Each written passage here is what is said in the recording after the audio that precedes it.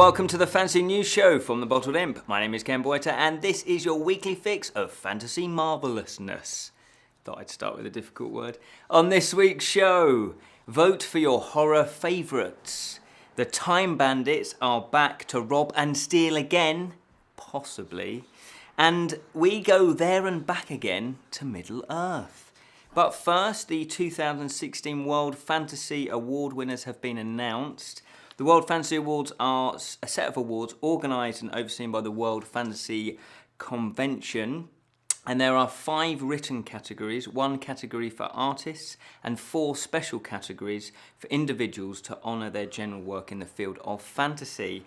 A few of the winners are Lifetime Achievement goes to David G. Hartwell and Andrzej Sapkowski. Best Novel, Anna Smoley, with The Chimes, published by Spectre. Long Fiction goes to Kelly Barnhill, The Unlicensed Magician, and that is PS Publishing. Short Fiction goes to Elisa Wong for her story Hungry Daughters of Starving Mothers in the Nightmare Magazine, October 2015 edition. And the Anthology Award goes to Silvia Moreno Garcia and Paula R. Stills, and edited, who's the editor I should say, She Walks in Shadows, and that's Innsmouth Free Press. To find out the full list of winners and more about the World Fantasy Awards, you can head on over to www.worldfantasy.org, and we will be putting all the descriptions, all the links in the descriptions. Nominations are open for the annual This Is Horror Awards. It's in its 6th year, and the This Is Horror Awards celebrate horror fiction and the craft of horror writing. And they want you to nominate your favourites in each category. You simply email in your nominations with a 1 sentence as to why the nominations should win the award. And This Is Horror will then draw up a shortlist. The categories are Novel of the Year, Novella of the Year, Short Story Collection of the Year, Anthology of the Year, Fiction Magazine of the Year, Publisher of the Year, Fiction Podcast of the Year, Non-Fiction Podcast of the Year. So quite a few categories. The public nominations stage runs from the 7th of November, so it's already started, a couple of days in, right through to the 30th of November. You can visit thisishorror.co.uk, click on Awards tab and get nominating. Monty Python and fantasy film director Terry Gilliam is developing a Time Bandits TV series. I'm so excited.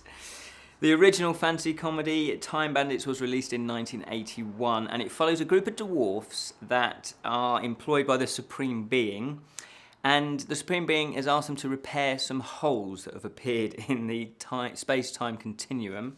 Now, they have other ideas, and they actually steal the map denoting where all these time holes are, because they work out that they can actually go and do lots of stealing and robbing.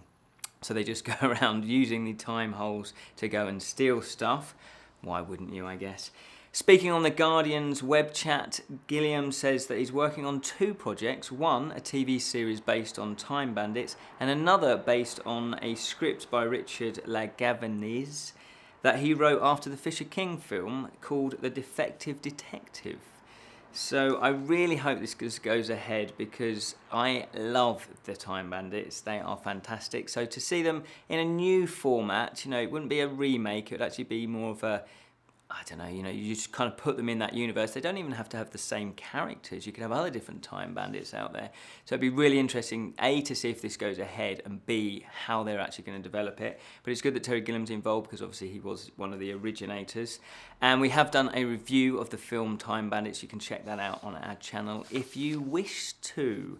Middle-earth is a... Hang on, let me start that again. Middle-earth is a JRR Tolkien biopic. No, that doesn't make sense. Start that one again. Middle-earth. Oh no, it does make sense. Didn't get much sleep. Middle-earth is a JRR Tolkien biopic coming from Lord of the Rings producers Robert Shaye and Michael Lynne. Broadchurch and Downton Abbey director James Strong is set to direct with a script written by Angus Fletcher. And Fletcher spent 6 years, apparently, looking through archives, doing his research, and also doing personal interviews with Tolkien over the years, obviously he was interviewed quite a few times, so he's been looking back at those, and he's written this script. And Fletcher says that Middle-earth is about Tolkien's early life and the love affair with Edith Bratt, whom he later married. The couple lived happily in Oxford, surrounded by friends, but when war broke out in 1914, Tolkien embarked on 4 years of the battle and hardship, and that experience did have a big influence on the Middle-earth stories, although he doesn't really claim that they do. But I guess you could fill in, read between the lines, and it must have had an effect, an influence on his writing.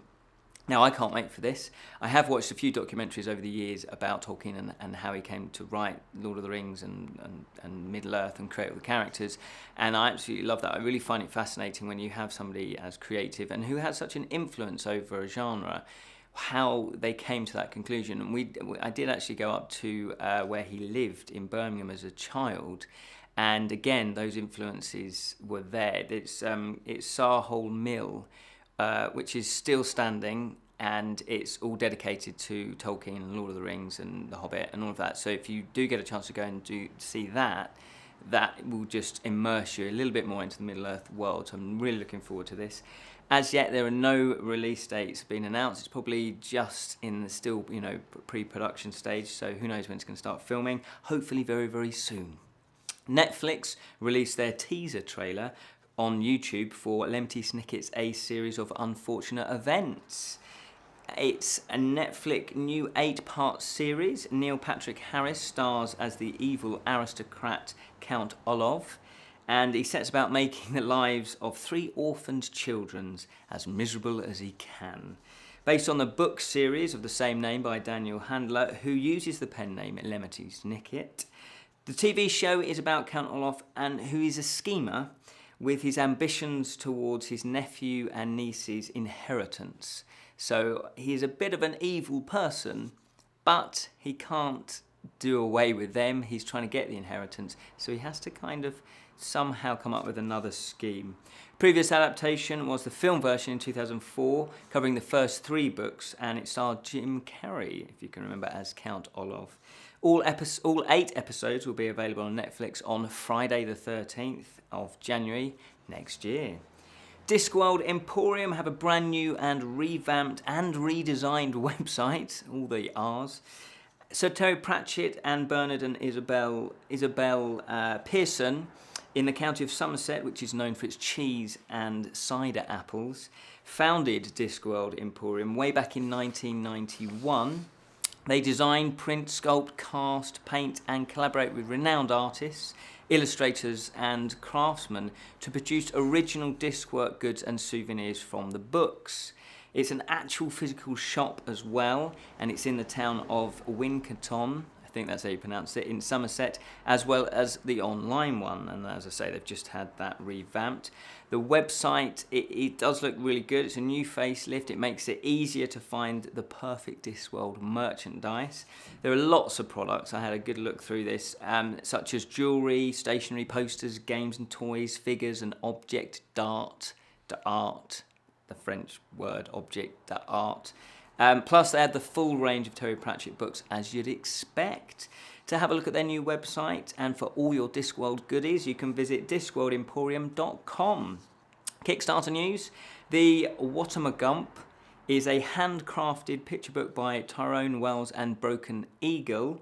The book is written by Tyrone Wells, who's also a contemporary singer-songwriter, and the story is of a lovable monster who overcomes his biggest fears with the help of and courage of his best friend, who's an adorable, scrappy little 7-year-old named Julie with a big heart and a taste for adventure. I already like the setup there, it sounds great. The picture book is being created slightly differently from traditional methods, such as drawing and computer imagery, because Broken Eagle's team of artists will be creating every detail by hand from scratch. Yes, they're going to be using a 3D model, so they're actually creating all the little furniture and the characters and each model, and they're going to be setting that up and lighting it, and then photographed. So they're going to a lot of trouble to create these images, and they do have a lot of photographs of the production, and the design does look lovely. And the creature, the little monster, the little creature looks very, very cute. As you would expect, they have various pledge levels ranging from a copy of the hardback book to an audio download with original songs by Tyrone Wells to a poster, and you can, if you wish so, have Tyrone playing live for you. There you go, that's one of the pledge levels. It finishes on the 25th of November. D20 are looking for funding for completion of their board game cafe in Watford, Hertfordshire. Hertfordshire is set to get its first game board cafe thanks to co-owners Mario Karakios and Michelle Chin and Paige Costas. They love board games and tabletop games, and they wanted to create the perfect environment for gamers, where you can stop by for a drink and visit for some great food and stay for the games. They will have an extensive library of board games where their team can recommend games for you, plus they can also explain the rules, which is always handy. As well as that, they will be hosting regular events including tournaments and themed evenings, as well as team building and social events to create a friendly gaming community residing in the heart of Watford Town Centre. You can pay a cover charge. This is how it works. You pay a cover charge of £5 that is reduced to £3.50 if you buy food and drink. Plus, they'll have a Kickstarter membership that reduces the cost of food and drink and the board game cover charge as well. They have various pledge levels and various pledge levels with rewards and stretch goals, as you can expect. And they hope to open early in 2017. I hope they do, because this is very close to where I live. It's only about an hour away, so it'd be great to, to pop down there and play some board games in a cafe. Yes, service, bringing the drinks to you. What more could you ask for? It is so close to being funded, and it finishes tomorrow, which is the 10th of November. Mythic Battles Pantheon is a miniatures board game for 2 to 4 players that puts you in the sandals of an Olympian god. Two companies, Monolith, who previously published Conan, the board game, and Mythic Games, who are a new company that was formed specifically to create this game, are the team behind this creative endeavour. The game offers several game modes, from tactical battles against other gods to scenarios and campaigns that will take you on an epic adventure across the devastated ruins of ancient Greece. The game blends elements of drafting forces, card management, and special dice to enable skillful use of combos and player influence over chance. The core box comes with a mass of figures, different sizes, loads of tokens, cards, custom dice, 2 double-sided battle boards, and various different terrain elements. Only one of the 2 pledge levels remains. It's that popular. So it's only got 2 pledge levels. One is the core box. One is another one. I think it's a slightly better core box with other stuff going on. Plus you get all the stretch goals as well. They're all unlocked. So it keeps it very simple. And there are plenty of stretch goals that have been unlocked. They've put lots of images and miniatures up and details of how to play the game. There's a number of walkthrough videos as well, so you can get a good feel of how the game actually plays. And it is well and truly funded. There's over $500,000 raised so far. They think they needed 80,000, so they've smashed that and unlocked loads of stretch goals. There's still time to get your copy as it finishes on the 1st of December. But that's all we have time for. Thank you so much for watching. Remember, we do have a Friday fantasy show that comes out obviously every Friday. Thank you so much for subscribing if you have. We are over 2,500 now. Woohoo! Keep spreading the word of the imp. But remember, until next time, keep it unreal.